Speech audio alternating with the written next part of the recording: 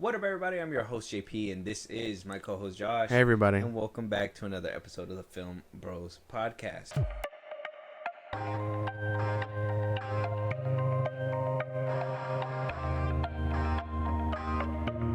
Okay, Josh. So last week, on our last episode, I obviously told you that in the midst of us recording, there was a D23 fan celebration that was basically unveiling a bunch of future Pixar projects, Disney projects, all that stuff. Yeah. On Twitter, Disney's been kind of teasing possibly a Cars sequel. I don't know why they didn't announce it during this event or whatever, but it sounds like Disney's really putting their chips in the basket when it comes to like a lot of sequels and what they want to do with the future of their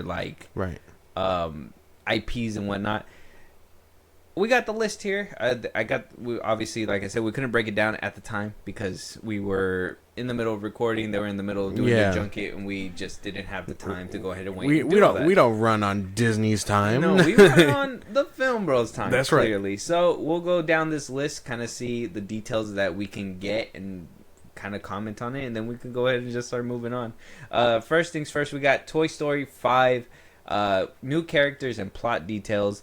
Obviously, last year we found out that this was going to be a movie about kids being iPad kids, right? iPads versus playing with toys, video games outside, and all that. Sounds like it was going to be from the plot synopsis, is a toys versus tech. Woody, Buzz Lightyear, and the whole gang will be facing off against the Pixar version of an iPad, Bonnie's antagonistic lily pad tablet.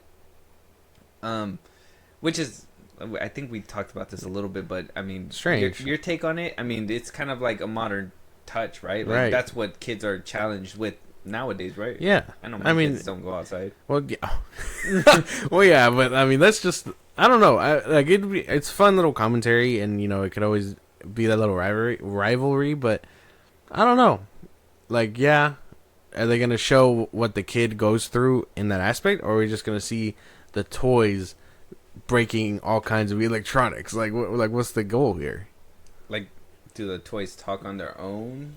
Are we destroying the damn Wi-Fi box now? Is Bezos the problem? Is somebody hacking the toy? Yeah. Is this a creepy Chris Hansen Toy Story? Right, because, I mean, is an iPad a toy? Or is a tablet a toy? I mean, a lot of people. I think that's why I'm trying to see, from a kid's perspective. It has entertaining games on it, unless they go that Wreck-It Ralph route. Well, a lot of people say iPads, TV, is screen time. That's what a lot of people like to kind of put it for kids, is it's screen time. So, it's gonna be one of those things of how much screen time is too much screen time, and if that kid's losing reality, and whatnot, right? So, it's gonna touch a few bases that I feel like I'm not ready to talk about. So maybe Toy Story 5 is right. It doesn't make sense. Maybe not theater. I don't know. We'll have to wait and see. I got to see a trailer. But we do get a first look at Smarty Pants. It's going to be kind of like a kid's... the best way I could put it is like a kid's leapfrog device where they learn how to alphabet and do the little things or whatever. It's going to be played by Conan O'Brien. Smarty Pants toy? Sure, man. Yeah, I guess that works. That's fine. You don't like Conan? I never thought he was that funny. No, you're right. Yeah, I had to think about it. I was like, did I ever hear a funny Conan O'Brien joke? No, he's not that funny. He does some wacky things on his late night show, but it got canceled. Exactly. So how wacky can he actually be? Toy Story 5 is going to be hitting theaters June 19th. That's basically all they gave us. I mean, they got a viewing. There was a little. I couldn't find it on the internet anymore, but there was a little screenshot. Oh, that's right. It got copyrighted. There was a screenshot of the different buzzes. It's gonna be an army of Buzz Lightyears. Oh, I saw that. And they had different symbols than the original Buzz. Because I think they suffered recall and just were stuck in that motion. I think they said. Mm-hmm. So I mean, looks interesting. I guess they gotta let us know what you guys think though. Toy Story 5. That's basically the tidbits that we got from there. They got a little, like I said, a little sneak peek, but not for the public just yet. Pixar also gave people a first look at their new Hoppers and their next original film, Gato. Hoppers. Hoppers, we seen that with the beavers. Right. Okay. Yeah. Avatar. Right. It's Avatar. It's not Avatar. Yeah, I remember that. Okay. I can't wait for that one. That one actually looks pretty good. Was the other one lizard? Gato. Oh. About a cat, I'm assuming. Oh, okay. Never mind then. It's because I remember that the ending of one of the movies had the stupid lizard meme, so I thought that was something. No. Elio. I think that was the ending of Elio. Oh, okay. This one says Gato follows a black cat who lives in Venice and forges an unlikely bond with a street artist. It sounds like Stray. It sounds like a movie like Stray. That game was amazing, by the way. But yeah, Stray. So apparently Disney and Pixar also has Incredibles 3 and Coco 2 slated for 2028 and beyond. Damn. That's you're a little too far out. And beyond kind of sounds crazy to me. Is and beyond for Incredibles 3 as in you're going to have to wait a beyond amount of time? Right? Like we might have it for 28, but if it's not done, expect it further down the line. That's crazy. I mean, I'll be there, but it's still crazy. They're like, one of these movies is going to be made by 2028. Yeah. And it might not be Incredibles 3. Yeah, basically, yeah. I mean, a Coco 2 sounds fun. I don't know. I mean, where did we go from Abuelita passing away, right? And saving the memory of, like, her dad and all that stuff. I don't know. Because as much as I liked the first one, I don't know if it needed a sequel. No, I don't think it needed a sequel. The first one was kind of perfect the way it kind of ended. Yeah. I don't know. It doesn't make sense to me.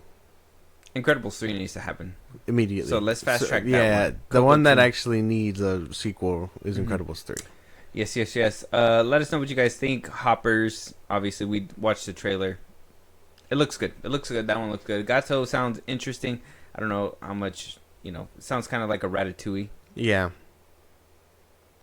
The cat can help him paint. Basically. And then, yeah, we need an Incredibles 3, obviously. And before the cast pass away, please. Absolutely. Next, they also screened first footage from Avengers Doomsday, which is crazy because they're still don't even have a script yet. So they probably just got people saying shit in front of a screen, right, and they put it all together. They're like, look, guys, be excited. This is what it looked like. We're going to discuss Doomsday because there's a quote that Channing Tatum kind of said in an interview that kind of popped out for me. Mm-hmm. So we'll discuss that later down the road. But at least for now, I mean, them showing clips and stuff right now, or at least last week when they premiered it, and they're still in the middle of filming and writing the script and all that. I mean, how do we feel about Doomsday? We said it was back though. We said MCU was on the right track. But, right. I mean, we can't do that with no script.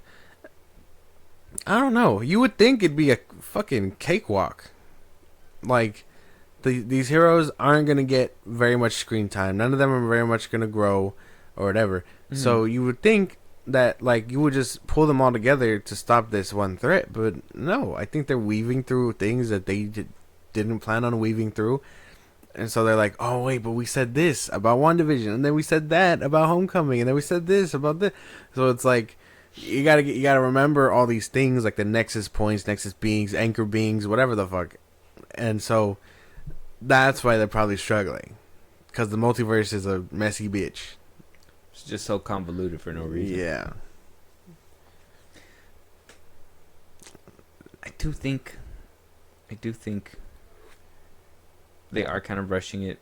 Like I said, there's a quote that we're gonna have to talk about in a little bit, but I do think that there are certain things in the aspect of, like, pulling everybody together from, like, different sections, like how you said, right, Nexus beings, all that, but not just that, personalities from what I think Marvel was trying to do, as well as give everybody their own flavor and their own flair, and to try to put them all into a box again is kind of delusional. It's kind of tough. And I think it's a lot, way more work than what they probably did with Infinity War and Endgame. Because that had to be a lot of work, right? Right. But you kind of knew where you were going at that point. Doomsday was a pivot. Secret Wars was supposed to happen, but Doomsday was supposed to be King Dynasty. Yeah. So that they had to hit a hard like left Mm-hmm. and get all these people. And Doomsday is working with a lot more people than the Avengers movies were. Sure, you had the couple like the ancient ones show up, and you had like Tony Stark's dad every once in a while here and there. Having whole X-Men team show up. Right, you're having all kinds of X-Men people, potentially other Spider-Men, fucking Zesty Holly Berry. yeah, like but like this is a big cast. You seen that backlash that she got from her making a video? No. She made a video where she was like, first she was like talking about her book or whatever, right? Saying that how things are gonna be good. Yeah, or whatever. yeah. And then she's like, well, always remember, it doesn't matter how old you are, you can still get your freak on. And then she puts her man in the background, and he's over there like, oh yeah. What the fuck? And they like, and everybody was like, what is Halle Berry doing? Yeah. And I was like, yeah, what is Halle Berry doing? And like, her man looked like he was about to tear their ass up. I was like, dude, why are we recording this and put it on the, I don't know. Trying but to do apparently another, that's our storm. Another Shannon Sharp, yeah. That's our storm. Our storm. Mm-hmm. Yeah. Hey, man, if she wants to do all that, man, I guess that's cool. Yeah, but under Disney's rules, I don't think it happens. Oh, like yeah, that. no. You could have done that at 20th Century Fox, but chill the fuck out, Halle Pull Berry. it together, Halle Berry, damn. Yeah, Avengers Doomsday, like I said, we have a little bit more to talk about that down the line, but Bit of a mess. May 1st, 2026, we need to see the footage. We need to see the footage that would think. Like I said, I'm pretty sure it was just like, Just give us... we're here to fight. Basically, something like Green that. screen. It was probably like RDJ narrating some bullshit or something. Yeah, I think they need to give us the first look at this point. Why are they being shy for? Yeah, they're being real bitches about it. At least like a set photo, right? Something. RDJ in costume, something. I think that's the big question. I don't think anyone gives a fuck about like anybody else in this movie. I mean, Or like how RDJ looks. everyone wants to know what Doctor Doom's gonna look like, and so am I. I'm just as curious. Me too. Can't wait for that. Once we get a set photo or something, because I think all they showed was like Paul Rudd with the Russo brothers. Oh yeah, I saw that on one of the sets. So, not as how do you say, not as hype. As long as he's not cheap. chasing Cassie around, I think we'll be alright. Cassie. Let us know what you guys think. Moving on, Star Wars showed footage from Mandalorian and Grogu, which might as well Jealous. put the movie out already. Come on, y'all didn't you? Y'all did that Stop last teasing year. us, goddammit. Yeah, you put that AT-AT stuff last year. Like, we're ready. What else can you show? And it's good to know that Jeremy Allen White's going to be playing Rhoda the Hutt. Right. Strange, but yeah. You're going to be able to recognize his voice? I think so. He has a very distinct like thing going on there. You think they're holding out this movie because now they got to write in Gina Carano? She didn't show up at the last second like Captain Marvel and Infinity I sure War. hope not. No, in Endgame, you know how like at the end she just kind of blasts through Yeah. shit? Yeah. Gina What- Carano's going to do the same thing. She's like, "Oh my God, Cara Dune, where have you been? Yeah. What legal dispute?" Pedro Pascal's going to be like, man, it's not like there was a lawsuit that was Yeah, happening. yeah. A galactic suit Yeah, or something. That'd Weren't be you caught up good. in Galactic Court? Like, That's going to be like the whole third act. yeah. She's going to be Gina Carano basically Matt Murdocking it Yeah. for like a good hour or whatever. I don't know. I'm just waiting for the footage to actually be released. I don't understand how we haven't actually had a teaser trailer. Like I said, 2 back-to-back years where it's just teases and videos for people, not the public. We gotta get a Mando and Grogu signal out at this point. The season 3 was released back in 2022, Was it? 21.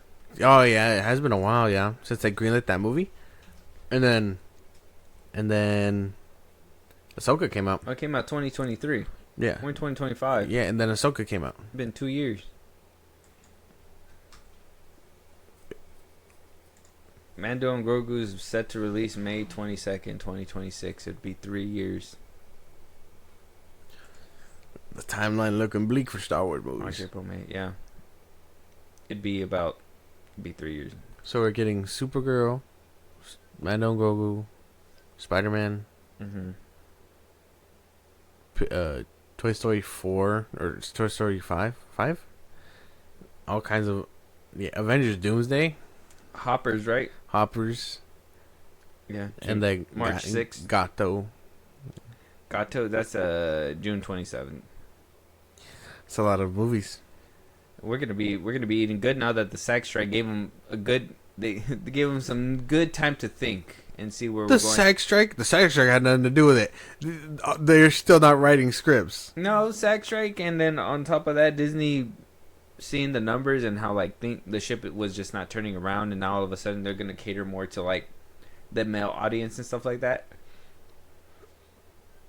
I think it's evident with some of these like movies that are being greenlit, a lot of like sequels and like I said, Toy Story, Incredibles being greenlit a lot faster than what the sequel was. Doomsday's coming out, Mando and Grogu's kind of being shown up, and now we're getting an Ice Age 6 on top of that. Ice Age 6 Boiling Point. That don't sound too bad. February 5th, 2027. So that's not even coming out next year. That's coming out the following year, the beginning of the following year. Oh. And you get a little image of Scrat and Baby Scrat. He had a baby? Yeah. Oh, that's right, because he was chasing the girl squirrel. Mm-hmm. And apparently he caught a nut. You're right. He's just pointing at it like, this is the most important thing I've ever seen. Like, listen here, son. This is more important than you. I've been chasing this since the first movie. I did a side mission and chased a mass and had you, but this acorn is the real prize. This is where I gotta let you know this is mine. It's cute that it looks like the actual girl squirrel too. Yeah. I'm excited for this. I loved Ice Age. I mean, it sucks that I kind of lost focus after the third one, but then they also lost focus. What were they doing with Drake? What happened there? There was literally a rumor where like they were supposed to be caught in ice, and they were supposed to come in like present day and unthaw and be like walking around some people. Yeah. I thought that was a cool concept, but they didn't do it. No. I don't know. Maybe Boiling Point will do that. Maybe. Melt water to the point where they get frozen or something. I don't know. How much more can this one squirrel fuck up the world? Damn it. How long does that Ice Age last? Is the question. Long enough to make 6 movies. I'll look that up later. That got to be a side thing. How long did the Ice Age actually last? That's something for later. But yeah, Boiling Point. I'm excited. I know that what's his name? The dude that plays the sloth. He said that he was gonna be. I had it. Don't do this to me. I'm gonna look, but just okay. You keep thinking. Damn, what's his name? Louis Guizamo. Something like that. Yeah, no, you're probably right. Yeah, Louis Guizamo. Right now, Playboy.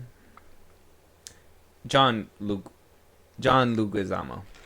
I got his last name. Butchering names is what happens here at the Film Bros podcast. We try not to, but shit just happens. When all these actors have crazy ass names, it's kind of hard. Why can't you just be a Steve? I gotta call him The Rock. Like, no, that's Dwayne. Yeah, right. Like Tom Cruise is easy. Ezra Miller is pretty easy. Right. And then you got Arnold Schwarzenegger. What am I supposed to do with that? Sylvester Stallone.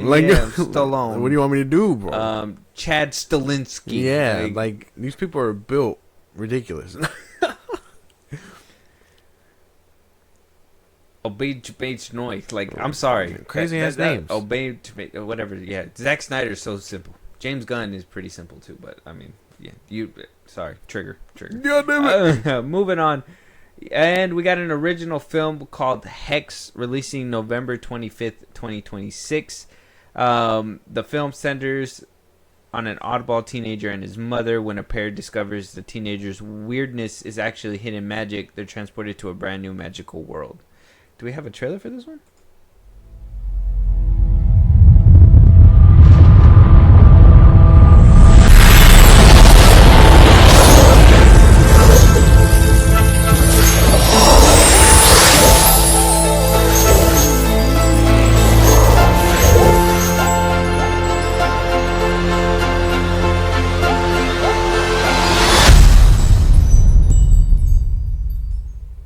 How was it? Wow, Hexed. not bad. I was expecting a little bit more like chaos magic, but sure. Right? Hey, like, does that make sense? I guess it couldn't come up with a better name, so they were like, "What do we do with magic? We hex people." So whatever. Yeah, I don't know. The awkward teenage boy and his type A mom. What's a type A mom? Type A. And his type A mom. Type A mom. What? The fuck's going on here? Yeah, look that up. I don't. There's a type B. No. What's the C? Like high organization, a strong need for order. It's just a control freak mom. Oh, yeah, man. Y'all just make up shit. Type in what's a type B. I don't even know what a type B is. Type. Goddamn. It's gonna be a lazy fuck. It's gonna be the ones that are like chill, relaxed, spontaneous, and flexible. Approach to parenting, prioritizing experiences and connection over meticulous order and control. So one's a control freak and the other one's laid back. That's just what it means. So I guess he's gonna have magic and she's gonna be like, "Don't do magic." Like what? Like somebody in the comments gonna be like, "Wait till you figure out what a type Z mom is." Like, she just turns into a zebra all the time. Oh my god. I can just see the Animorphs, the old books. That'd be crazy.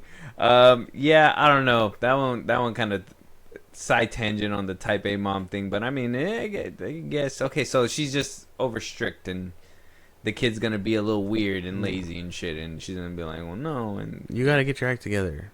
Stop living in this fantasy world, and then he's gonna transport them to a fantasy world. Mm-hmm. She's gonna be like, "What? None. My order is out the window." Or either that, or hex them, right? Or be like, what is it? Curse them. That's what I would think. Yeah, it's kind of like as kids, it'd be like, "Oh, we're gonna let you parent us for the day" or something. Right. I don't know. Well, that one sounds kind of dumb. You're losing me, Disney. I don't know. Yeah, maybe the animation will surprise us. Right. I don't know. But that was basically all the highlights from D23. I mean, at least we got one little snippet. It wasn't like a full-blown trailer, but I mean, hexed. Yeah. Hexed. I don't know. Well, I mean, I enjoyed that. It looked kind of nice. And then I think Ice Age looks pretty good too. Ice Age. They didn't even change the animation either, so that's pretty good. I'm excited for Ice Age. I love Ice Age. Toy Story 5, I still think that's an unnecessary thing that we're still getting. Prioritizing the sequels isn't exactly a good look. I guess on this list, what's the most look forward thing for you? Ice Age? Ice Age, and then Doomsday. Ice Age first. Yeah. Unfortunately, it comes after, though. Huh? But yeah, let us know what you guys think. D23, we didn't get too much. I'm hoping a lot of this stuff comes out to the public. Maybe we got to sign up for the membership. I looked into it. I'm probably going to do that. We can do that. I would. That's why to go to those events would be cool. To be continued. Yeah, maybe next year. Let us know what you guys think. Moving on, Josh. Dwayne Johnson caused the frenzy over the weekend, or at least during the week, on a Monday actually. Woke up on a Monday and everybody saw him basically go out there, promote his Smashing Machine film that basically released this week, right? Right. And everybody was shocked with his transformation. He did away with the muscle, like completely. And if you know The Rock, as well as I know The Rock, he prides himself on the muscle. He's always been the muscle man. He's always been.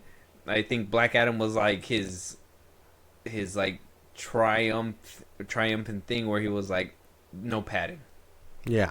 This is all me, baby. Right. Yeah. See that print?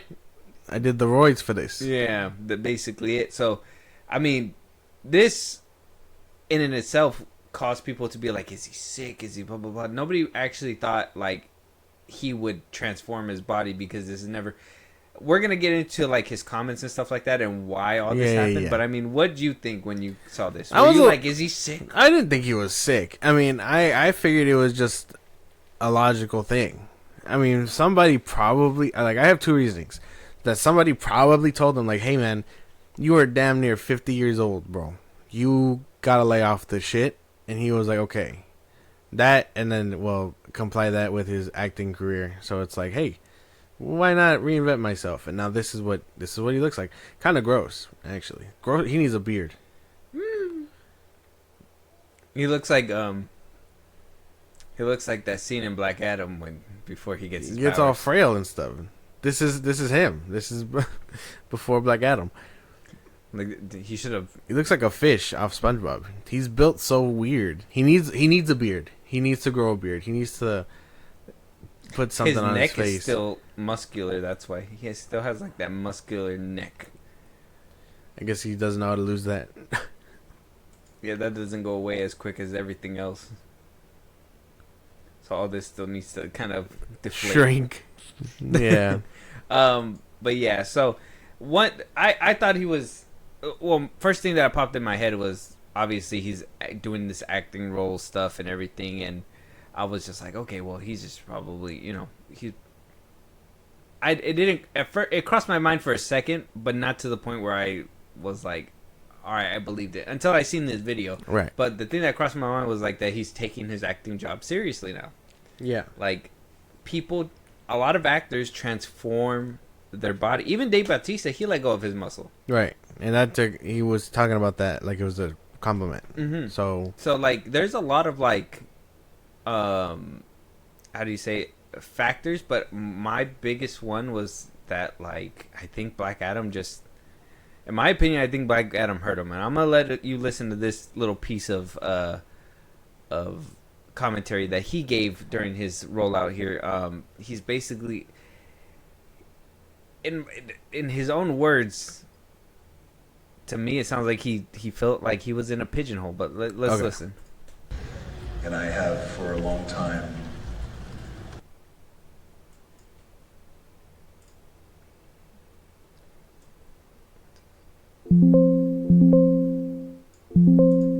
One, two, three.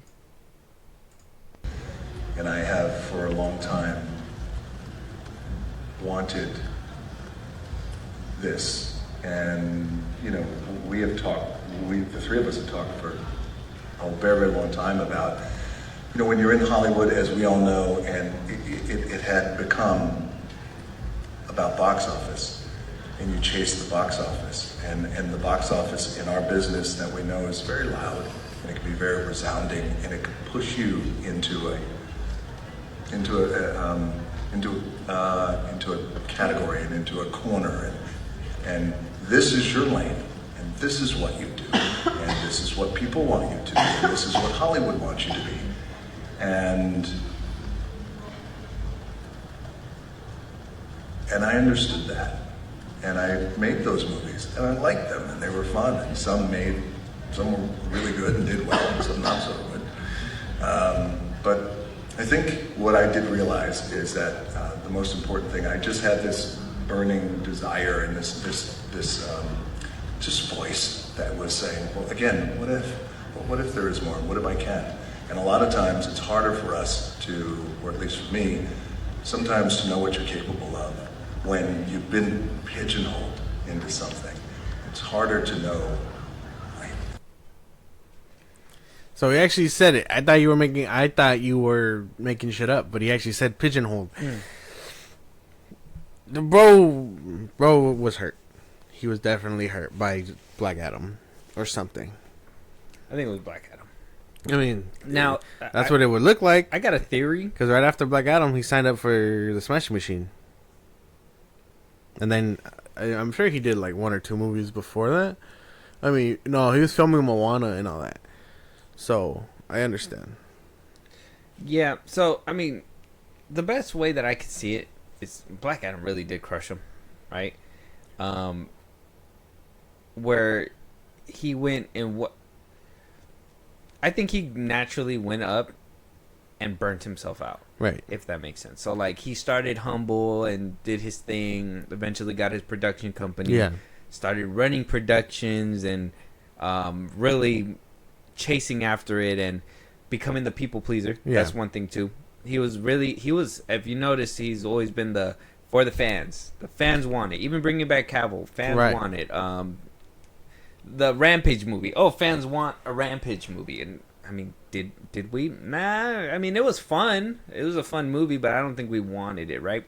So like, this is like his mentality. Please the fans. Do the things that are gonna, make the most money, please the most amount of people. That's why we seen him everywhere that we went. And I think that, like I said, with the production company and the power, I mean, him peeing in bottles on set to save time. Yeah. Like, this man got to the point where his life just revolved around pleasing fans and working. Pleasing fans and working. Like, to the point where he would make vlogs on his phone about, like, just him trying to be relatable. Because, in my opinion, I feel like he got to the point where he was unrelatable. So I think he went all the way up here, and then when it got to the Black Adam spot, and he just wanted to please the fans, and unfortunately, for DC fans, oh, dude, and it sucks to say that it was the DC fans that did this, they rejected him. And then he got rejected by Zaslav. Yeah. And so that rejection turned him into a real actor. And sometimes it takes it. Sometimes you gotta hit that. You gotta hit those points. Got to get burned by the sun a little bit. Yeah, and I mean, he had a high time, and don't get me wrong, it was good and all that. That's what he's saying. And I know he says like pigeonhole, but like you put your. I mean, when you're the muscular guy who just does action all the time, you did that to yourself. That's not. Nobody told you to keep your muscle. Nobody told you to be exclusively for that. No, you still wanted to do WWE. You still wanted to please the fans on that side. You still wanted to please the fans in the movie side. Like, he wanted to do so much that it just blew up in his face. And I think now he's starting to realize, now I want to do stuff that is going to make me happy in my life. Because the last thing that I tried to do, it didn't make people happy. It didn't even make me happy. Exactly. And now here he is. And now he's probably going to get a hit with the Smashing Machine, which I have no doubt. Look, I mean, it looks pretty solid. I can't even lie. It looks solid. I just think that yeah, you're right. So somebody told them that, in my opinion, I think somebody told them that you're too like in the shit. You need to quit because you're too old for this, essentially. And two, like you said, his career took a plunge, so he's probably like, I gotta reinvent. We gotta reinvent. Like, we gotta go back to the board. Like, this is good stuff. So I mean, at least he realizing it. I'm hoping the Smash Machine's good, and I look forward to just about everything else. Does it make me question, like, the future? Sure. Like, is he going to do Fast 11? Probably not. Yeah, because, I mean, Skinny Hops? Even in that... Would he rip up the contract where he says he doesn't lose a fight anymore? Ooh. That's when I know you really grown, Dwayne. Throw the contract away. Lose a fight, sir. Yeah. Get your ass thrown around for a little bit. Which, even though, in my opinion, I think Dom won that, but yeah. It's like, get your ass over here. He's like, wait, we're not acting anymore. It's so bad. You're gonna snap him like a twig now. Oh my goodness, he's not as buff. I mean, I like this side. I seen jokes where people were like, "Oh, he saw that Dave Bautista beat him a best wrestler turned actor." I still think Dwayne is even him taking as long as he did, and now turning this new leaf. I still think that he's gonna produce a better hit. Like, a lot of people are talking about the Smashing Machine. Smashing Machine might be generational. Let me just be honest. I love Dave Bautista in Knock at the Cabin, but I think my favorite role for him now is that role he played in The Naked Gun. That was funny. That joke was so funny. So left field. I was like, all right, I'm down. That was funny. I don't know. I think they're all doing pretty good. I still don't think Dave Bautista is the better actor, but yeah. Then Dwayne, no. No. Better than Cena. Better than Cena. But not better than The Rock. No. His career is just too long. Even the ones where he played himself, you can't like deny that those were box office hits. You gotta watch him in The Rundown. That's really good. That's like The Rundown. Apparently, everyone's writing for the one, not the Gridiron or something like that. That one's good too, but that one is where I started feeling like, well, no, because that one was like around the Tooth Fairy time too, and that's why his earlier career stuff was pretty good, and I still think that blows Dave Bautista's early career out the water. Yeah, it was the 2010s where he was just on a weird high, bald, oily, buff movie after movie. Jungle. Put me in a jungle, and we'll get us out. Yeah, like that'll be it. Yeah, that's basically what it was. Personally, I loved him in the Fast and Furious franchise. So I think he does great in then 5 and 6. He had a falling out with the lead person, yeah, though. well, yeah, but I think he does great 5 and 6. You don't like him in 8 as a little cameo? No, Oh, I wish he was there more. he's like, yeah. Oh, wait, sorry. That's the wrong guy. Yeah, wrong guy. My bad. Let us know what you guys think, though. Smashing Machines is out now. Dwayne is turning a new leaf. Do you like him as this serious actor now, or do you want? I mean, will this exclude him from keeping like that box office potential open, like with the whole maybe like how you said, Fast and the Furious? Like, is this just gonna be him strictly drama now? I don't know. If it is, I'm good with like maybe a few years of like serious rock acting. Prosthetics, change them up, make them look different. Put him in a horror movie. That'd be cool. I don't know. You don't think that this would look horrifying? No. It's Imagine crazy. this as like a demon paralysis. I don't. Demon like at the foot You're of your just gonna bed. be in someone's corner. Can you smell what I'm cooking? Yeah. Like, You're gonna hear like the rubber band snap. He's like, those are the roids. yeah. Just sticking it in. That'd be crazy. I'm telling you, that'd scare me at the edge of my bed. That's Just looking at me standing like that. That's disturbing. His teeth are so unnaturally white. That's what you do when you have money. He's like a brown man, and then the whitest thing about him is his teeth. Oh, we gotta love money. Moving on though. Danny Ramirez is up to play Scarface. He is gonna be taking on the iconic role from Al Pacino himself.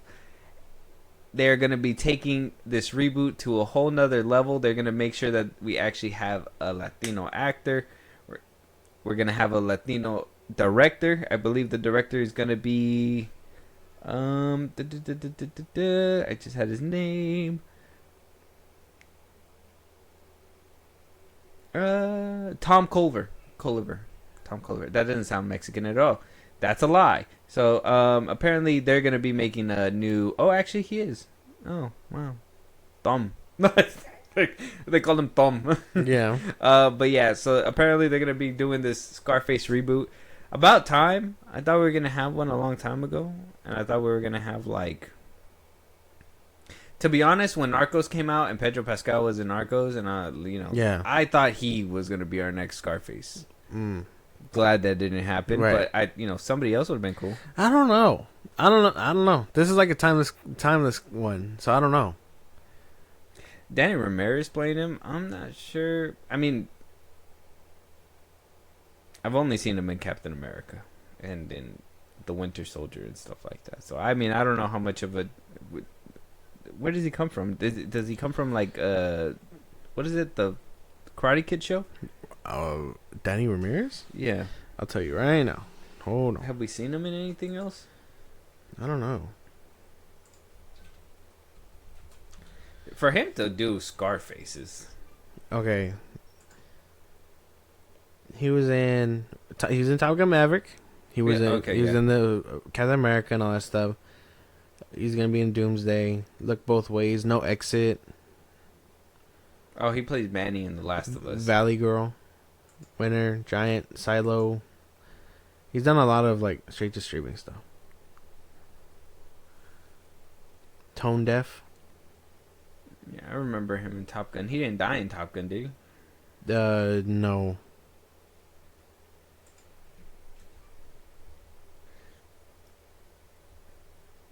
Does he look Scarface potential? I don't know, man. I can't even tell you. Like that's the thing. I feel like Al Pacino gave you like this rigid look. I feel like he's too clean. That's why they're gonna have to like dirty him up, and like that whole movie, like yeah, you can have some like a real Mexican play him and like stuff like a real because Cuban Yeah.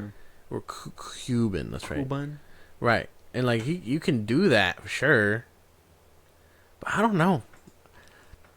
Like, I think that's the thing. The whole story romanticizes like the cartels and the drugs and all that stuff, just for it to end in like disaster. So I don't know. I can understand the the potential for a reboot just to retell the story for new audiences, but like, it's classic. It's a timeless classic. Like, even if this one comes out, I'm pretty sure I'm still gonna want to watch the Al Pacino one. I'm just saying, Richard Cabral should fucking be. He looks pretty solid. I think he should be Scarface. I don't know if you've seen him in like movies and stuff like that, but No. I'm trying to think of like the most notable one. I mean, he was in Sons of Anarchy. Mm. I don't know if you've seen him in Sons of Anarchy. No. He was in Lethal Weapon. That's how I knew him. He played like a street gang member turned cop. Right. So I thought he was pretty good in that role too. I don't know. I thought he would do like a really good Scarface, but I mean, he actually looks like a cholo all tatted up and shit like that. So I don't know. I don't know how well that would have been, but I would have seen it. Right. I don't know. I don't know about a Danny Ramirez doing Scarface.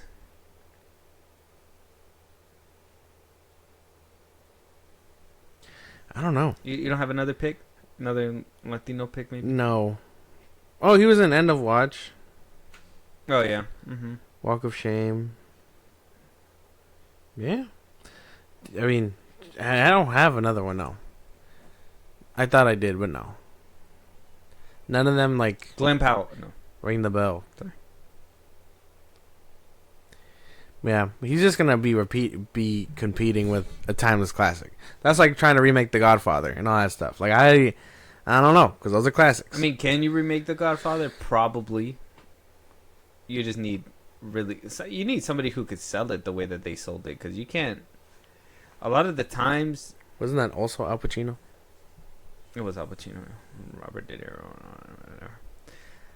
Al Pacino had a whole dispute about coming back for the third one. Shit's crazy. What a time to be alive. When the money's not there, you don't do it. That's what he says. I don't know. I don't even know if Danny Ramirez could do it.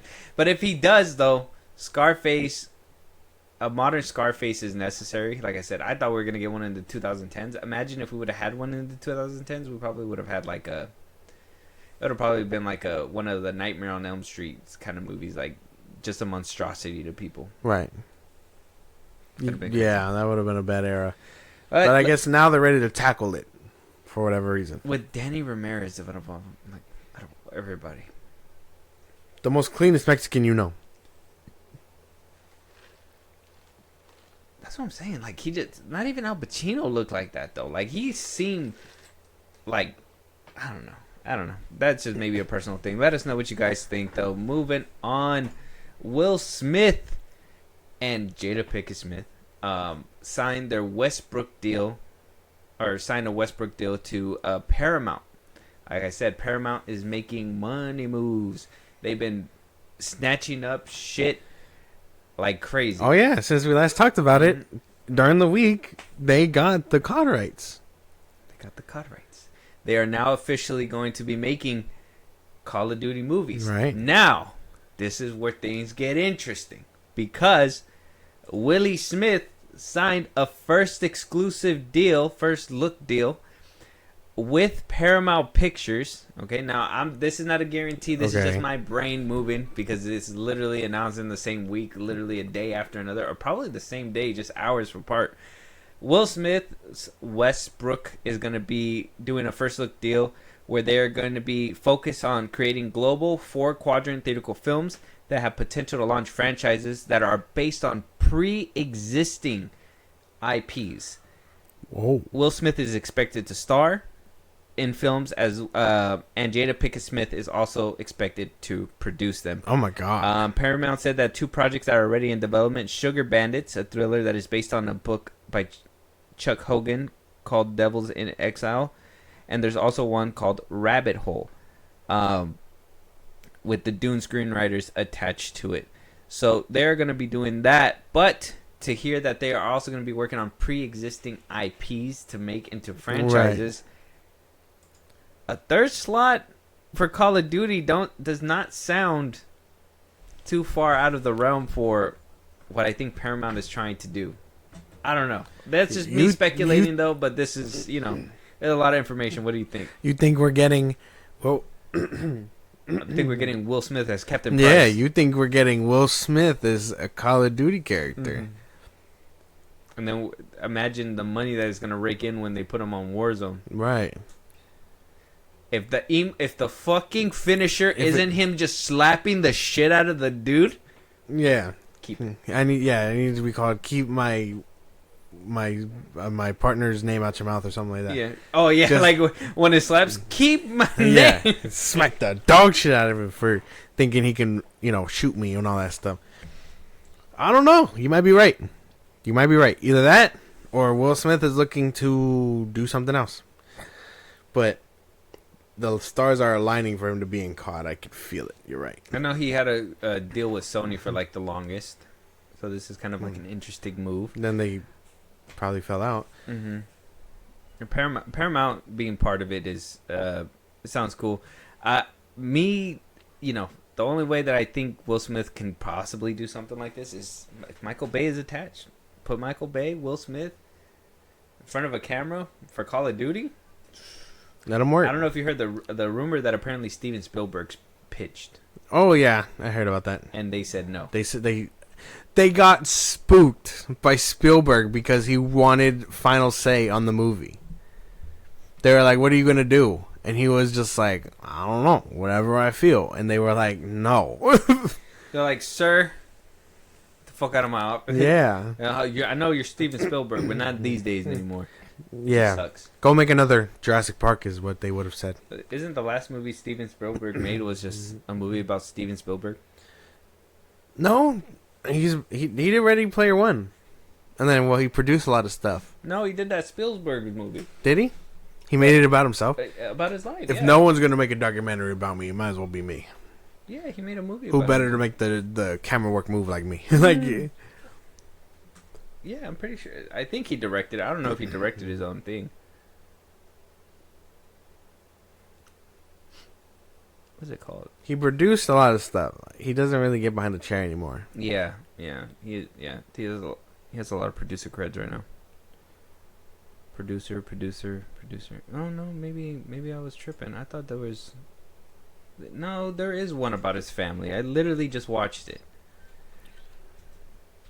I don't know, man. You might be hallucinating movies.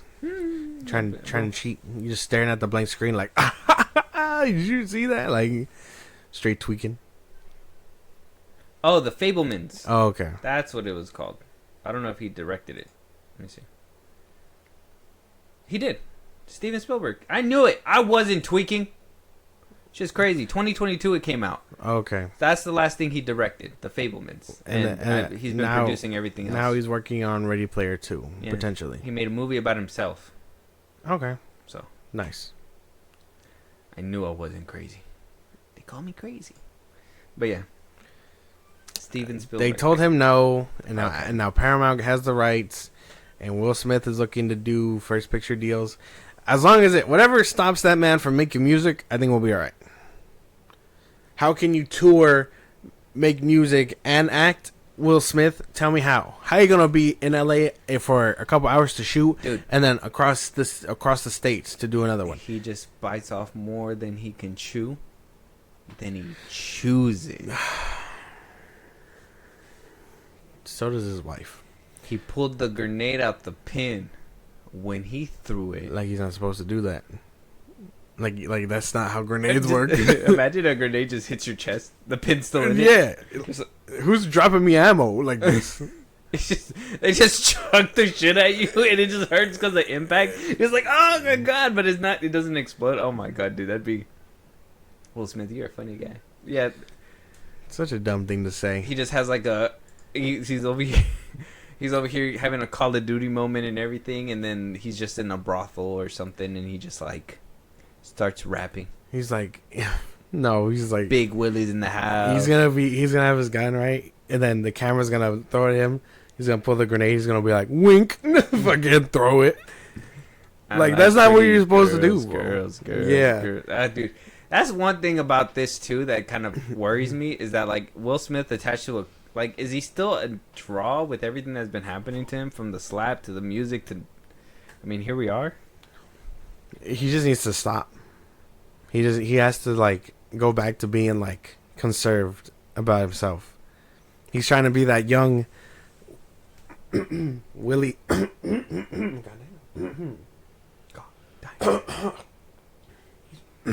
I good? Okay, 1, 2, 3. He's trying to be that young Will Smith again, where like everything is just a cakewalk to him and all that stuff. But no, your reputation's been tainted since the slap, bro. You gotta get off the internet for a little bit and just act or something. Mm-hmm. Even if he took a couple years not to do music, even if he took a couple years to like just chill out, people probably would have forgotten and then welcomed his next big thing with open arms. But no, you can't hit the Rock or hit Chris Rock and then do nothing, apologize, get your right to the chair revoked, and then make a slavery movie. That doesn't work. The track record doesn't act up. A series of unfortunate events indeed. Really, like you're just you know. You see this a lot, right? Like, I know we're supposed to mind our business, but when actors and musicians, they just kind of spiral, and you're just like, why'd you do that? we can only really watch it happen. Yeah, and you're just like, why'd you do that? And everybody's just like, don't worry about it. They know what they're doing. It's like, Does he though? I don't know. We're watching a man like have a mental breakdown in front of us. Action, stop. Yeah, no, like dude, that shit's just too much. I don't know. If he does come out with a Call of Duty movie, I might be interested. He better not be like, I'm Ghost. basically, yeah. He has to be like Soap or something. Someone that could bite the dust quickly if they have to. Mm-hmm. Yeah. A lot of these people die. Ghost and them die at the end of Modern Warfare 2. That's true. So like, yeah, Will Smith could just be like a operator, right? He could just talk. He could just talk over the mic, and he's not gonna want to do that. No, you don't think so? He's not gonna want to do that.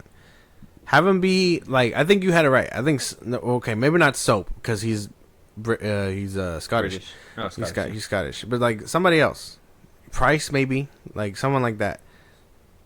Yeah. Something they just blow up. Yeah, That'd be cool. Let us know what you guys think, though. Will Smith developing a couple movies for Paramount, and on top of that, possibly could be ringing in some Call of Duty status. I don't know. yeah. He's gonna prestige in real time. It's gonna be crazy. He's gonna prestige. Mm-hmm. Let us know what you guys think. Moving on, Josh, your favorite topic. Here we are. Yes, Superman sequel Fuck. in the works, dude. I know you're super excited. So here's the tea. I got the tea for you, sir. So, Superman, Man of Tomorrow, Right. set to release July 2027. Right. A lot of people online, the chitter chatter, the gunners out there, right, said, "Wow, James Gunn is really reloading the gun quick." Right. We got the Batman coming out the same year, right? October 1st, 2027, the Batman Part 2. James Gunn announcing July 9th, 2027, with a little picture, a little fan art of Jim Lee's comic run. Has David Cornsweet as Superman and Lex Luthor in what looks to be a repurposed Hammer of Bolivia suit.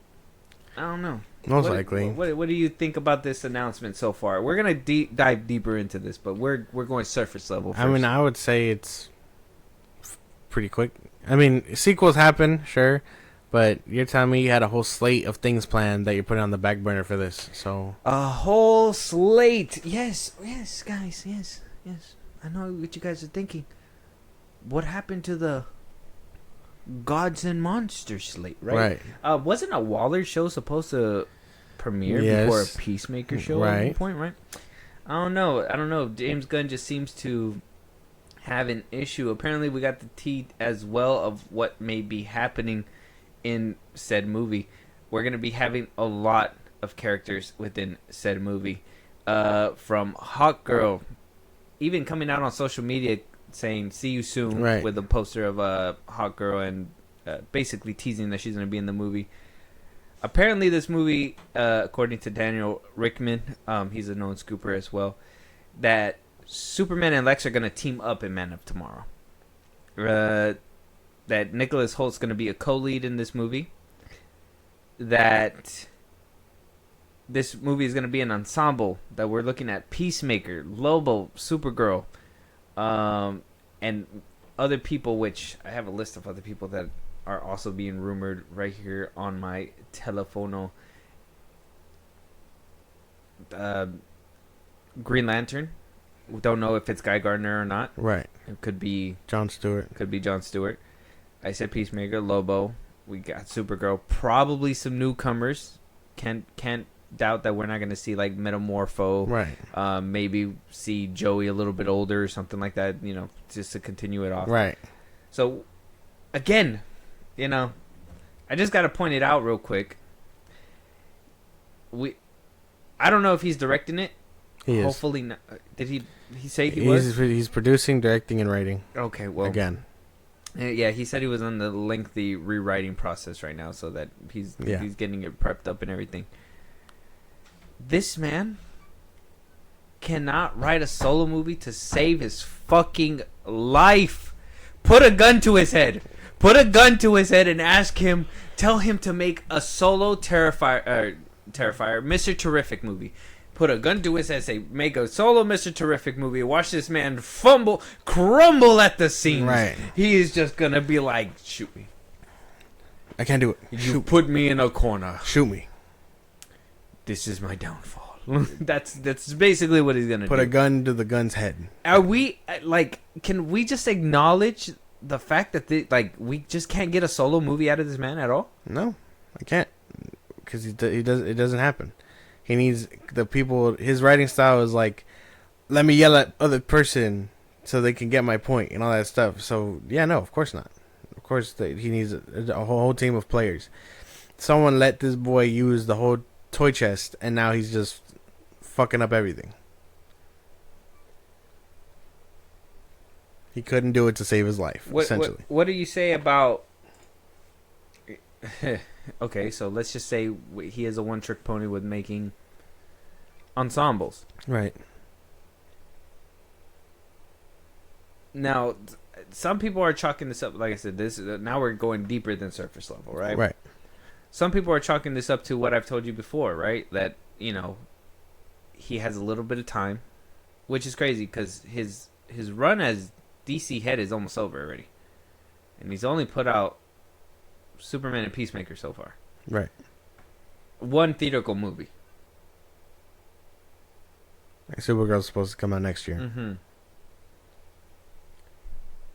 Him also using Nicholas Hoult yet again.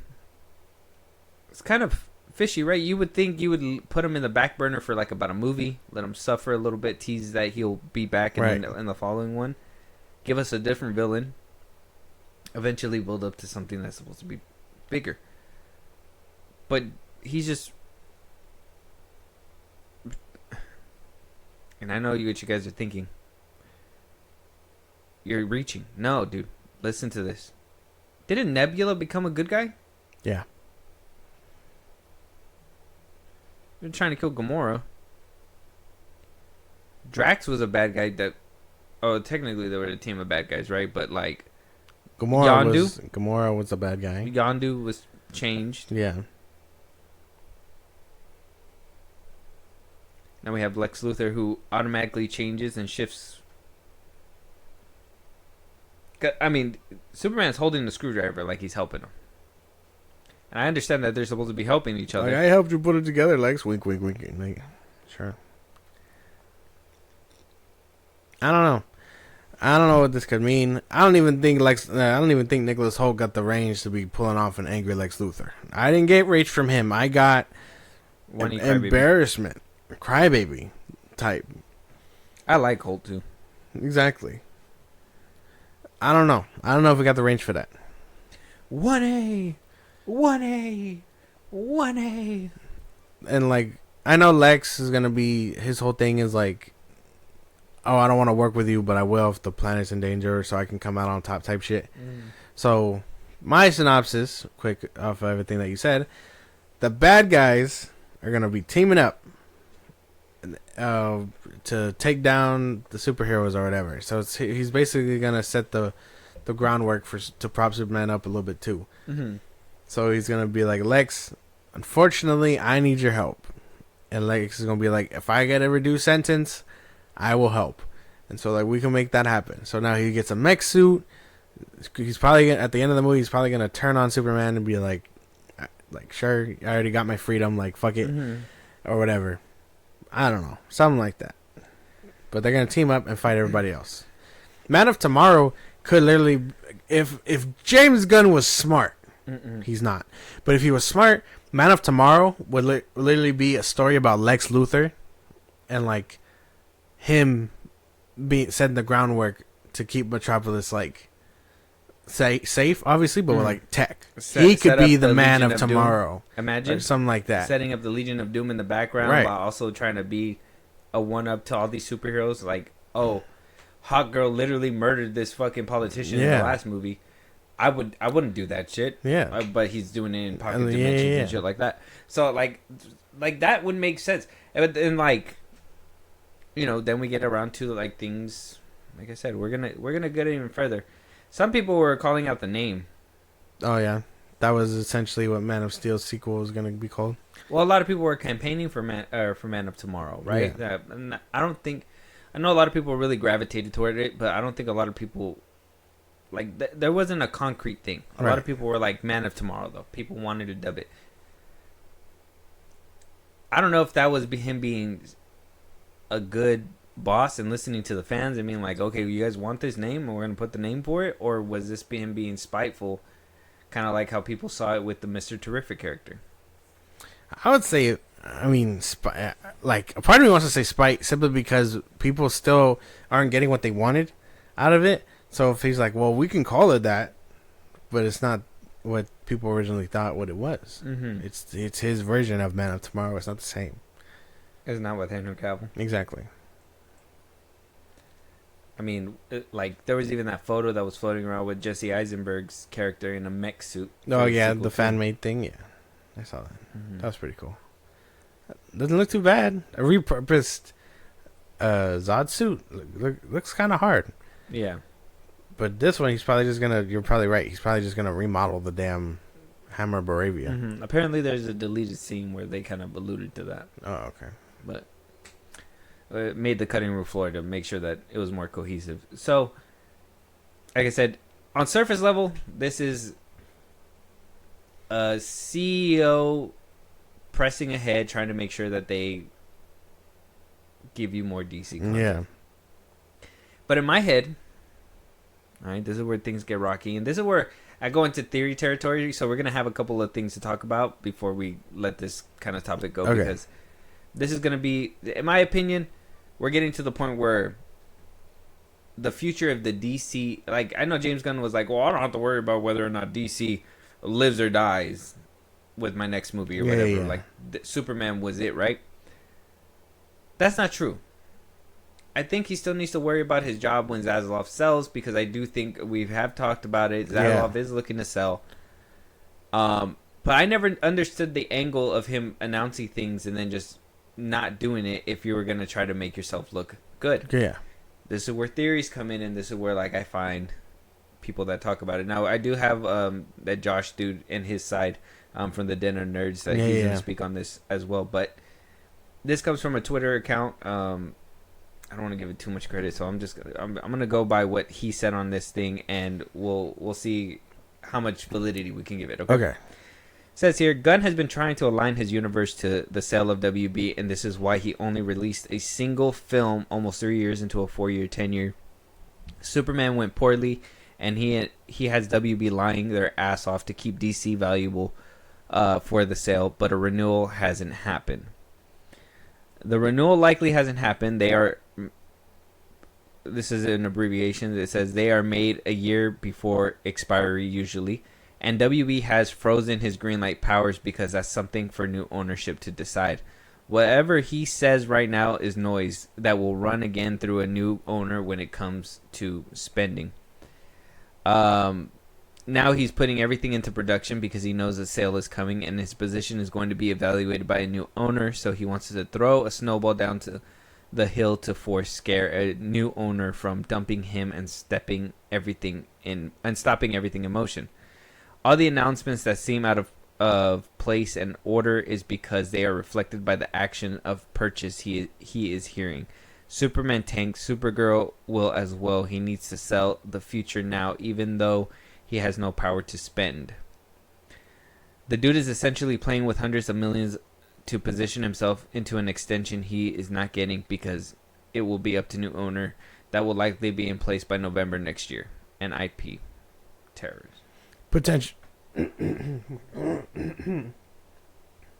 Potentially, if everything ends up being sold like they're saying, I can get that. I can understand that. Mm-hmm. If James Gunn can't stick to the slate and they're limiting everything because they're like, hey, we don't even give a fuck about what you're trying to do with those lesser known characters. People want to see Superman, Batman, Wonder Woman, The Flash. People want to see these people. So fuck what you thought before. We need to greenlight these people. So I can see him greenlighting the sequel because people are going to be like, well, we need a sequel to Superman, and people seem to have enjoyed it, whatever the fuck. Yeah, but not that much.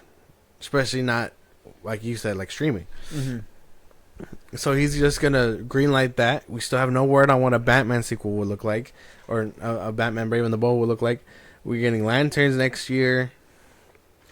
Like, he was trying to pitch up these lesser known stuff, knowing he doesn't have lesser known stuff to spend on. Well, he was pitching lesser known stuff so he can do whatever he wants with it. Yeah.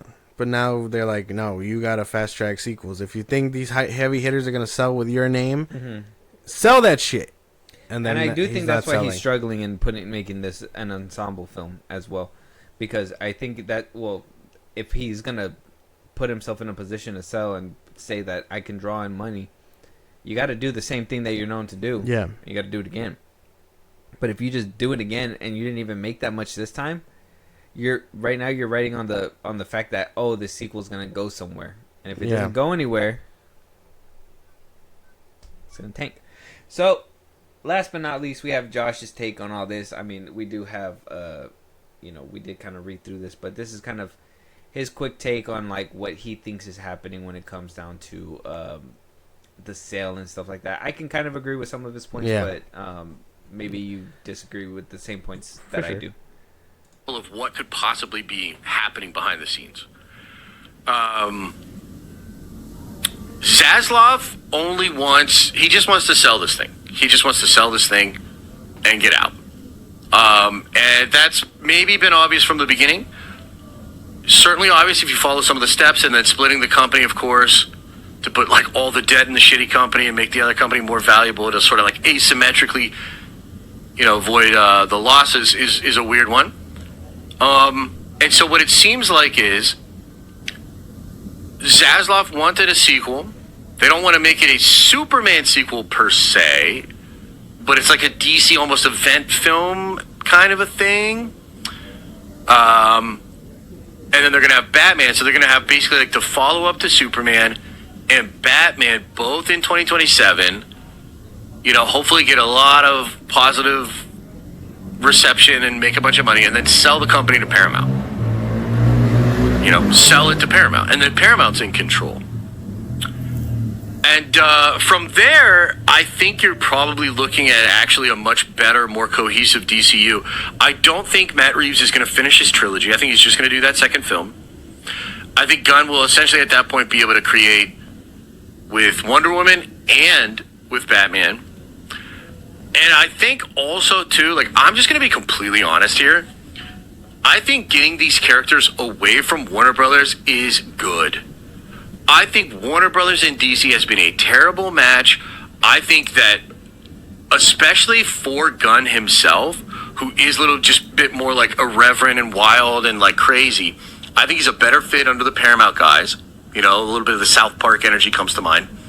I think Paramount would actually give Gunn more ability to do shit. I still think the Warner Brothers, whether it's just because of DeLuca and Abdi or just maybe other executives at Warner Brothers has this like this vibe, right? And they're like this 100-plus-year-old Hollywood studio, and everything really fucking matters, and it's all prestige, this, that, second, and the third. I think that's actually getting in the way. I think that's getting in the way of at least what Gunn maybe wants to do. And so I almost feel like what's going on right now is Gunn is sort of like soft launching this thing. He doesn't have the full access to all of these different characters, mostly because of the Batman deal, and then Wonder Woman is just not there yet. I think Zaslav doesn't really care all that much. All Zaslav wants is to sell. That would mean he would care. That doesn't make any sense. Yeah. If you want him to sell, then you would. He would. He would care. He would care. He cares about his money. The product. He doesn't give a fuck about anything else other than that the product better be good and it better make me fucking money because I'm looking to sell. Mm-hmm. I'm hoping whoever picks it up drops James Gunn. That's my big hope. I hope that they can keep whatever he made and build off that. But I hope they get rid of him. That's my thing. I hope his contract doesn't extend over to wherever the fuck they decide to sell it to. If it is Paramount, that's good hands. As long as it isn't Disney, that's okay. Well, and his take on this too is that Warner Brothers kind of they're prestige. They're higher making filmmakers and stuff like that, which. I seen this on Grace Randolph too. I couldn't pull up the clip, but she even said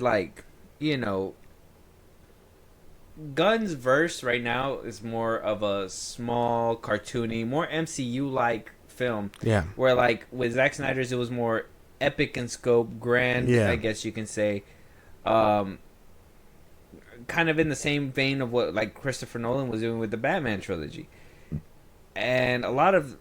I agree with her 100%. We fell in love with that. That is our DC, right? From Batman Begins onwards, that's where everybody felt that's where it was at. We got it right? We went from bat nipples to doing Batman right. So from there, we were okay, we're on a good path now. And then we got Man of Steel, which is a what if Superman was in our world and whatnot, and blah blah blah blah.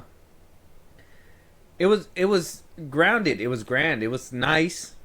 I think a lot of people were resonating with it because obviously the box office spoke for itself. Amazing way to tell a story. But it wasn't, I think that was one of the things. Jeff Johns was well, this is supposed to be more happy and there's supposed to be more Superman and blah, blah, blah, blah, blah. Yeah. It's not supposed to be like that.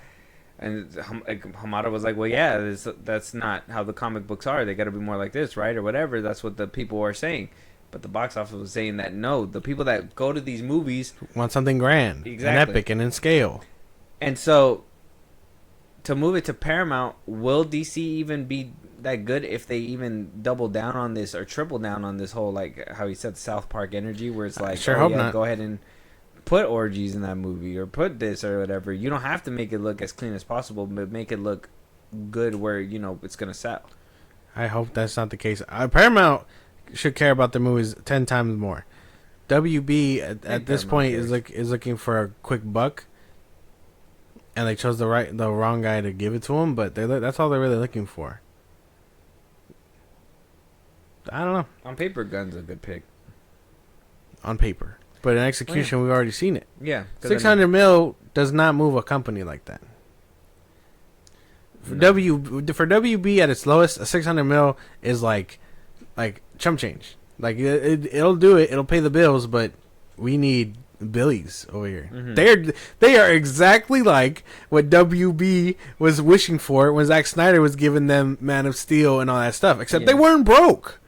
They were coming high off all kinds of fucking movies by 2013 to 2010s. Yeah, they weren't dead broke. Yeah, but they were going through a bunch of mergers and stuff. That's what was tearing them up. Exactly. But they had the movies and the money to back them up. Mm-hmm. The Billy that they were searching for was straight out of jealousy. They were in a sinking hole that they're in now. No, if anything, they're a little more desperate because he's trying to sell and move all the debt into one thing. You think people are watching TV shows? They're not. Everybody has a streaming service. Everybody has Wi-Fi. Everybody has this. If you are falling for cable, you're in the Stone Age, essentially. You're not getting it anywhere. TV ratings are not what they used to be, and that's because everything is a streaming ratings now. So he's I need to sell this to somebody who will make it lucrative. James Gunn is supposed to be making movies that are lucrative. If they're not, $600 million isn't a lot. He's going to look at it what the fuck are you doing? Well, that's why. I mean, They Zaslav needs to make it seem like it's making a profit. So they're probably lying to people. If they're lying to people, they're gonna. You're not gonna be like, oh yeah, no, it's not making money. Like I said, there's a lot to write on this thing. Like Zaslav, granted, Zaslav probably had his hands were clean. He was probably like, well, I have nothing to do with whatever happened with the DC. He's CEO. Yeah. Of that. That's what they're saying. What do you mean? Like he's no, because that's why I'm pretty sure that's why James Gunn also has that role too. That he's like that I oversee what he does. He brings it to me. Yeah. But he is the CEO of that. I have nothing to do with that. Whatever happened, whatever he's building, he needs to build it, and he needs to make it make money. Exactly. Basically it. So Zaslav doesn't care about these action figures and stuff like that and toys and stuff. Like maybe he has like the fondness for Superman or something because he grew up with it at that time. But like he's not. He cares about the dough. He doesn't care about everything else. Yeah. He cared more about the pay cut that they gave him versus. So the fact that we're else. getting to this point where we're starting to understand the bigger picture, like we said, we already knew that the selling stuff was supposed to happen. It was just more of like win. And so if they haven't even renewed a contract, which it's true, they have to kind of chalk that shit up months in advance. You can't you can't just announce it one day to another. It's just James Gunn may not be around as long as we like, unless Paramount says, "Hey, we really like what you're doing with that universe. Keep at it." Right. If I really hope not Paramount. Whoever they Disney sell to, buys it. Whoever they sell it to, Disney's like, "I'll buy it." We're fucked. James, we're fucked at that point. We're fucked. But you don't think Disney could do a good? Do you think Disney's gonna want orgies? That's why. We haven't seen an orgy in a Disney movie. Exactly. Are you advocating for the orgy? No, I'm saying like at WB. It seems like he just gets to do shit, and here he's not gonna want to. He's not gonna get all that free range. Well, that's what I'm saying. If DC is bought by Disney, they're kicking James Gunn out again. I sure fucking hope so. I just need him gone. I think I just need him gone. Fahey's they're gonna be walking down the hallway. There's gonna be that scene in The Boys where like he's like fat ass. And he walks by and he's just like, "What'd you just say?" Yeah. And he's like, say it again. That's gonna be Fahey to James. No, he's like, I'm telling Iger. Yeah. I don't know.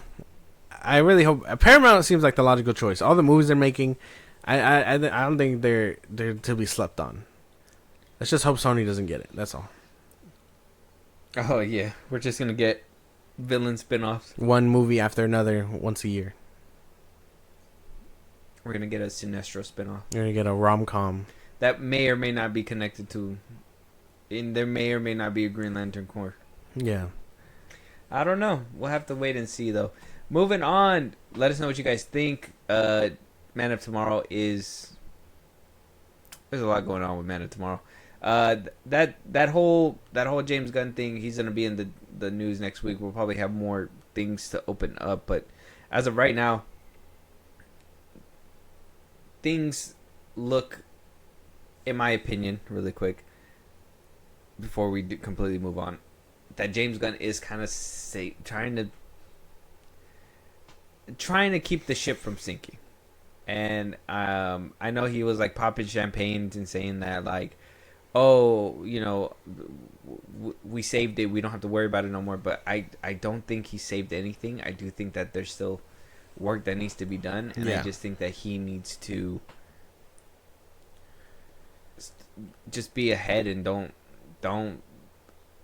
direct and stuff like that. I'm hoping Supergirl doesn't flop, because if Supergirl doesn't flop and it does really good and it's directed by this dude that's not James Gunn and written by other people, that's gonna show us exactly who should be in who.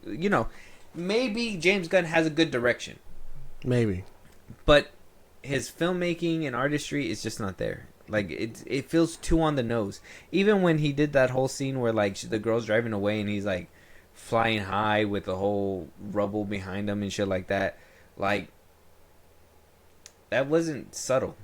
I know that you. What about Henry Cavill flying to the sun and making a cross while he's just floating there or whatever? That happened before Zack Snyder. That's been a thing. Brandon Ruth did that. Right. It's just they're soaking. It's like when you're fucking laying in water and shit like that. It Yeah. doesn't like do you think like, man, do I look like Christ when I'm floating in water? Like, no. That's not the thing.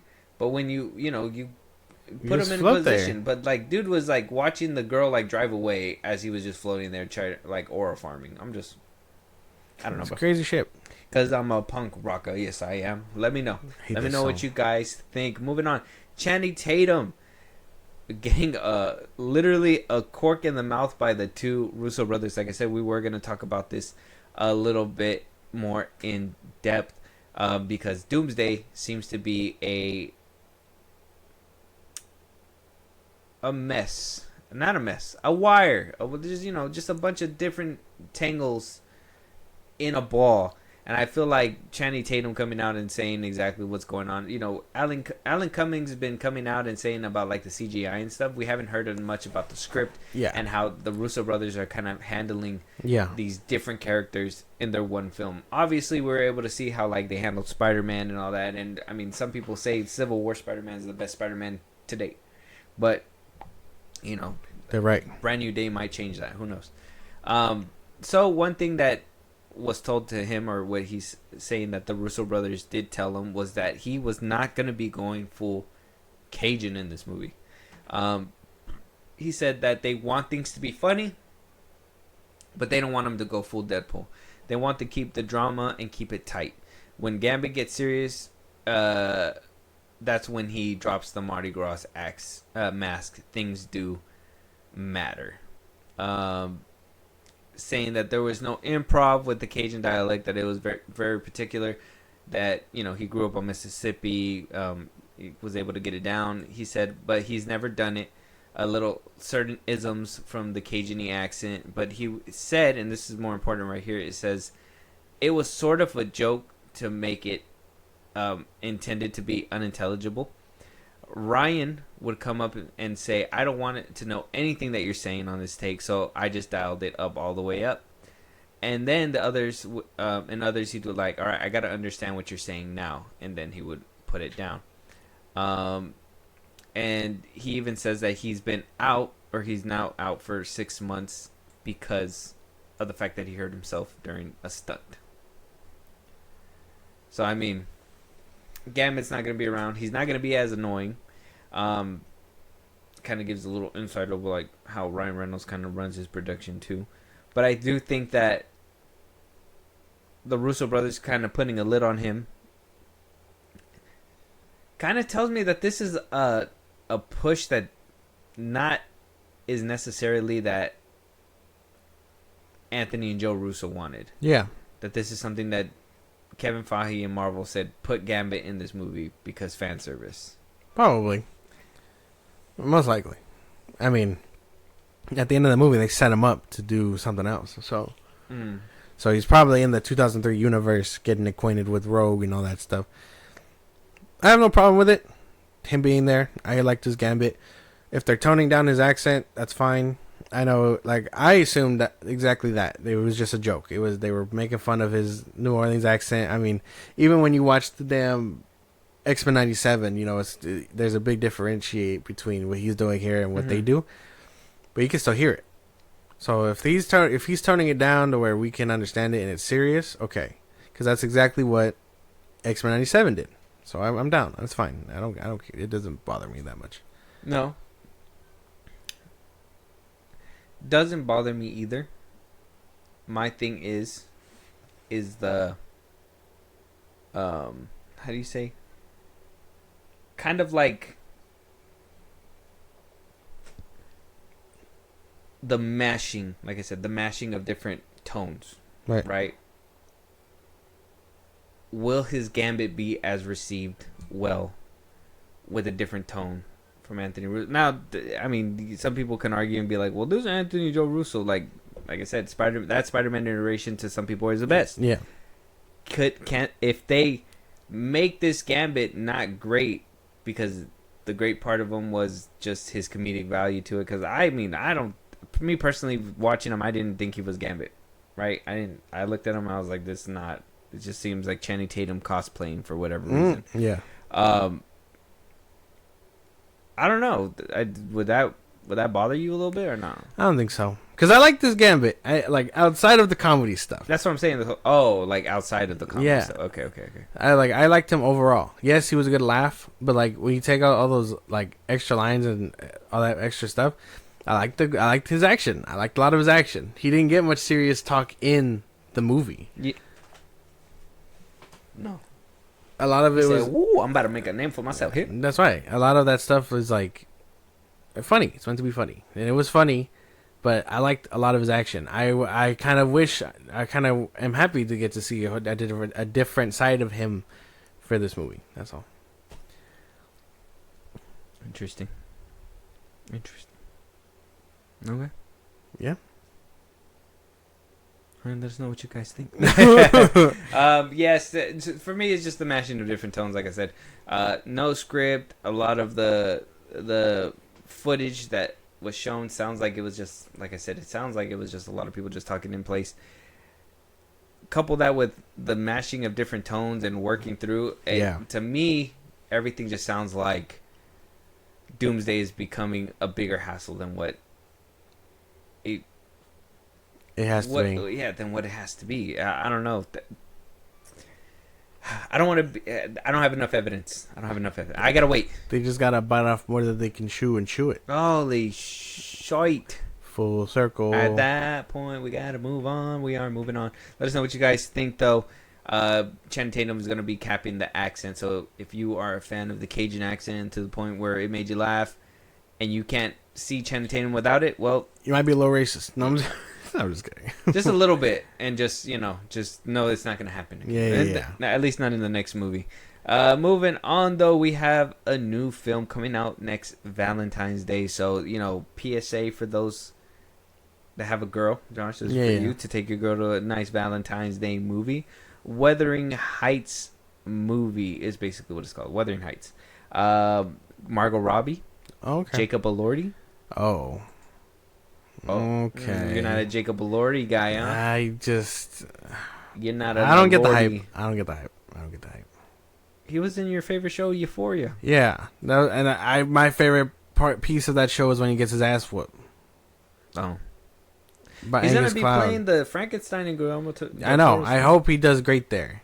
But romance movies are the thing because he started off in Netflix romance movies. So to do that and then couple that with Euphoria, like he's gonna be next to Margot Robbie though. Yeah, there gotta be some kind of growth, right? I hope it's like something good. So we gotta get into it. Let's go.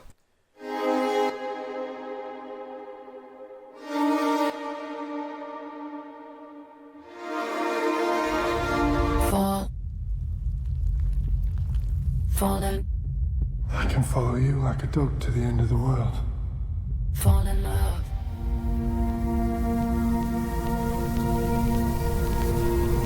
Falling. Are you feeling quite right? What? Oh, yes, fine. Fall in love again and again. Fall in love again and again. Fall in love again and again. Fall in love again and again. Fall in love again and again. Fall in love again and again. Fall in love again and again. Fall in love again and again. Fall in love again and again. Fall in love again and again. Fall in love again and again. Fall in love again and again.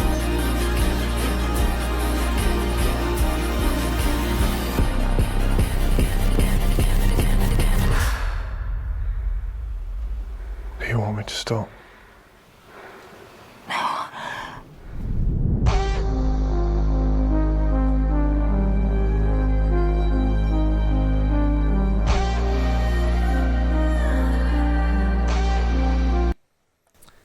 The fuck is this? Fucking 50 Shades of Grey. That looks fucking. Did we just watch porn? What was that? It was porn back in the day when This you had to was like- churn your own butter. Yeah, right. Remove all 16 laces. Like, ooh, let me strap that for you. Yeah, what? All the king's horses and all the king's Yeah, men. Like, what the fuck was that? some freaky ass. Yeah, this is a people. freaky. Like you don't get a dirty look from the movie people when you go to ask for that ticket. You gonna go alone? Like, bro. One ticket, please. I mean, okay, movie wise, it looked crazy. This seems like down the vein of like 50 Shades of Grey type shit. Yeah. The romance might be there, the sex appeal and all that stuff. So I get it. But the trailer was I'm just saying, giving it away. I didn't need to see her finger in that fish. That's true. That was crazy. And pairing Charlie XCX to make your soundtrack for a movie about village people is a bold choice. Is to make it the sex seem like modern, I guess. Yeah, but I'm like, we're in the olden days. It should be nothing but banjos and shit, probably. Yeah. Trumpets and bell clangings or whatever. Mm-hmm. Shillings, get your shillings. Yeah. Mm-hmm. It looks fine. It looks fine. Yeah, you gotta show us these. Yeah, I gotta show her this one. She's probably gonna want to go see it. But yeah, I'm like, you blindfolded. Every time Jacob Elordi takes off his shirt, we're just looking away. The tagline's "Come undone." Bro, Valentine's. What Day, are we doing? 2026. Freaky ass movie. Ricky had villagers. Holy shit! They went from churning butter to. Freaky ass. I don't know, man. Let us know what you guys think, though. Check out the trailer. Wuthering Heights. Okay. Margot Robbie, Jacob Elordi. Moving on, we have Black Phone 2. Oh, okay, cool. Yeah, we're changing pace for sure. Awesome. We're out of the woods, maybe. Ethan Hawke is returning, which is crazy because if you've seen the first one, then you kind of think, where the fuck is this going? Unless they're really trying to do that, make him like a spiritual entity thing, or oh, this like a supernatural thing, right? Or this is like a prequel thing. I don't know. Because if the kids can do it from the first one, spoilers. If the kids can do it, who's to say that he's not using like black magic or something to stay alive or whatever? Let's check out the trailer. Let's see. Well, obviously we're not gonna get the whole picture, but let's see if it's interesting They just enough. right out of the gate. So this is how I stayed alive. No. Yeah. Yeah, so you remember what happened in the first one? Yeah, let me tell you what happens next. Yeah. And then we just get into it. He's having like a jazzy funk movie. Anyways, let's get into it. Have you heard of the Grabber? I killed him. What happened in that basement really changed it. Finn, I had a bad dream. It was about missing kids. It was just a dream. About a real place. A youth camp. We have to go there.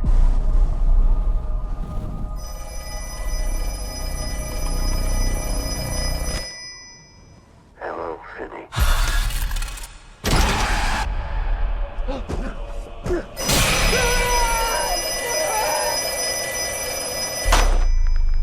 You killed me.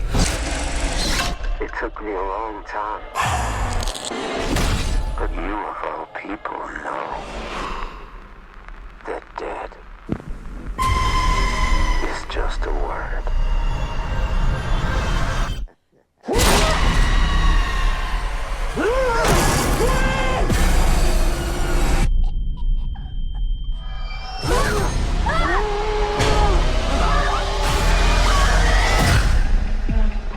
Quinn, wake up! Wake up! This place. You brought us here for a reason. Nothing burns like the cold.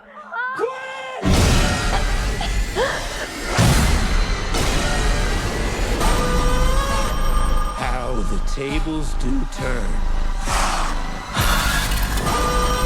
What do you think happens when you die in a dream? It's time to find out.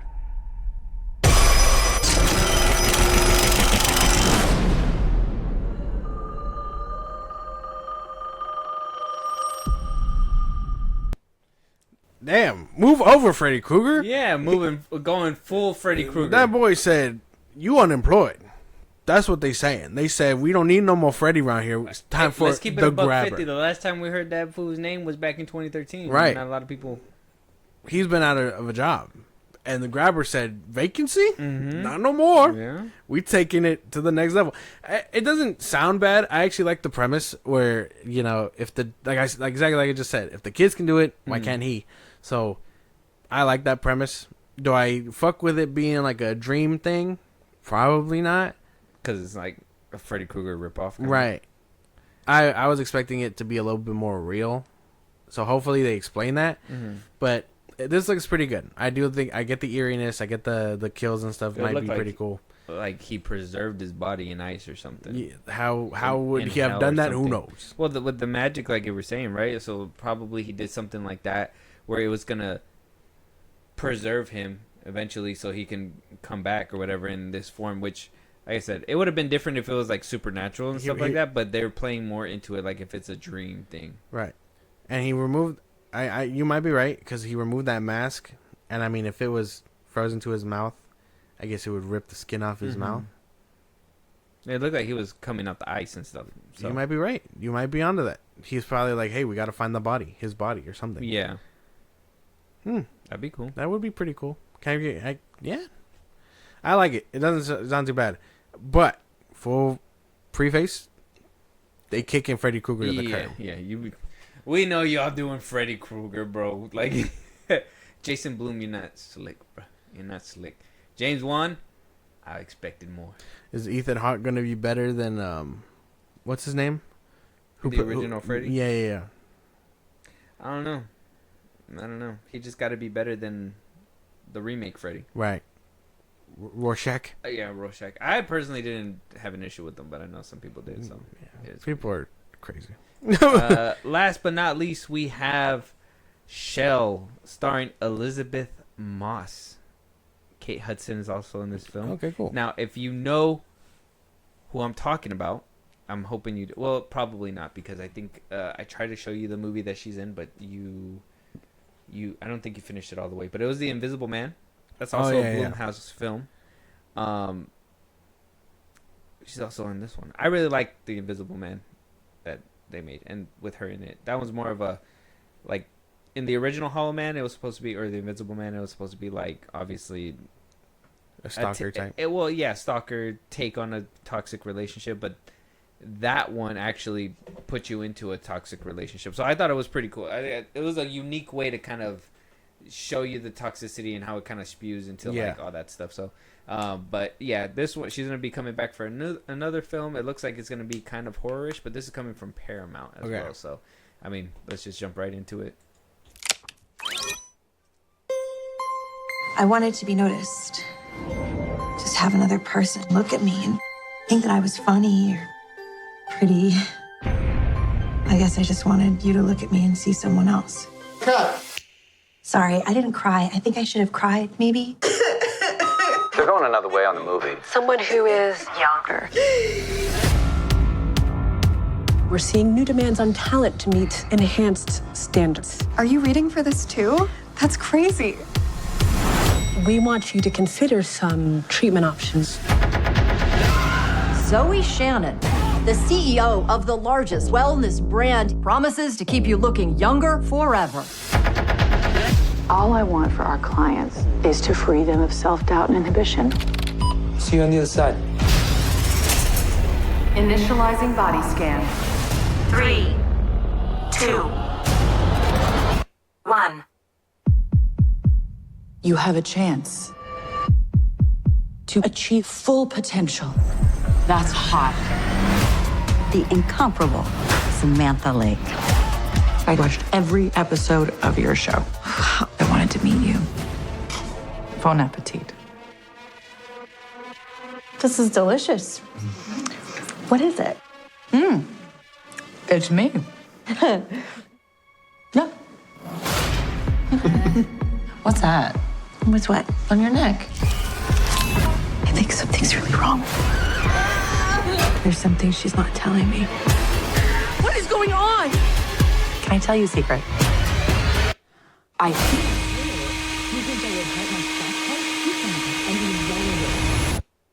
What? I think people disappeared. I'm scared you're gonna do something to me.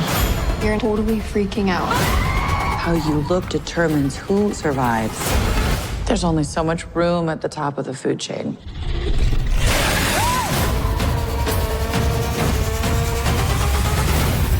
Oh, give it a rest, Zoe. But Sam, the optics.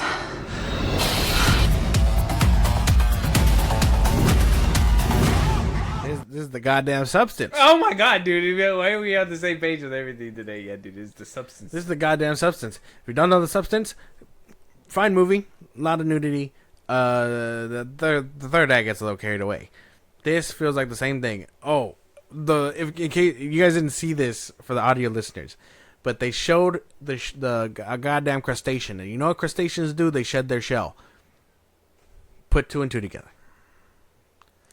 You apparently figured out the whole movie. It looks like it's gonna be good. It does for look pretty like their good. performance and stuff like that. The thing I liked about the substance trailers is that they really hit a lot of the stuff. This one seemed like they were going full force with like letting you know, like how you said, it's easy to think. I'm pretty sure there's gonna be like a couple of maybe like one twist or turn or something like that, but for the most part, it's the substance. This is a substance 2.0, more mainstream too. It's like, I mean, Jesus, Hollywood, like. Come on. Let's not look at each other's paper and not at least change the fucking... Freddy Krueger redone and the Substance 2.0, Al Pacino, I mean not Al Pacino, Scarface remake, like Toy Story 5. What are we doing, Hollywood? What are we running doing? out of ideas? Apparently Apparently so. I wasn't fond of that one. The Black Phone 2 is the winner. This is fine. Yeah, Black Phone 2. You didn't like the Withering? I liked it. It was just a lot of freaky stuff going on in that movie. Too freaking for my taste right now.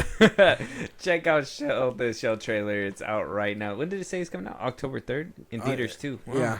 I thought it was going to be Digital straight. and theaters. I thought it was going to be streaming too. I'm down. I will watch it when it comes out because you know what? I didn't see The Substance in theaters either. No, we didn't. I'm not. I'm kind of glad.